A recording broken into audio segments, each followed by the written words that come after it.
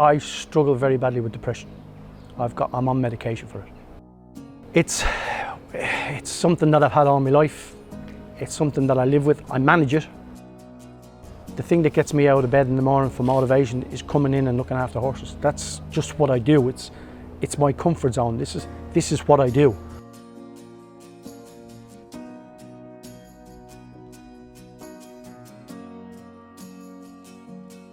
My name is Mark OReilly and I am a yardman at James Ferguson's Racing stables.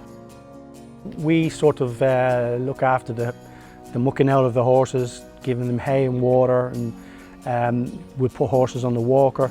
It's basically somebody who's on the ground and doesn't actually ride out.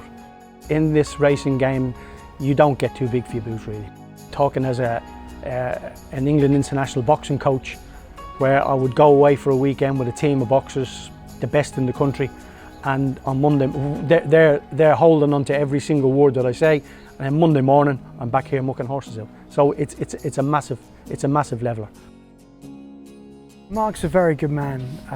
You know, he's been in the industry long enough to forget more than we've ever learnt. He's a very, very good horseman, and he cares for his horses well, and he looks after some lovely horses. You know, it's always nice when someone who we call old school comes in and, you know, does the job a bit differently to maybe how some of the younger crew are learning at the moment, but it's good to have that solid base, and is very friendly and teaches the young crew when they come along.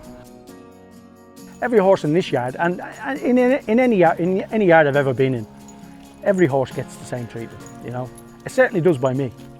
You know, obviously I spend a little bit more time with this because, you know, in the early days, he wouldn't let you touch his ears, or he had a problem, you know, he had a problem with that. So I spent a bit of time and I got him round it and what have you, you know. I mean, you literally couldn't touch his ears, and you know, you look now, it's not a problem, you know.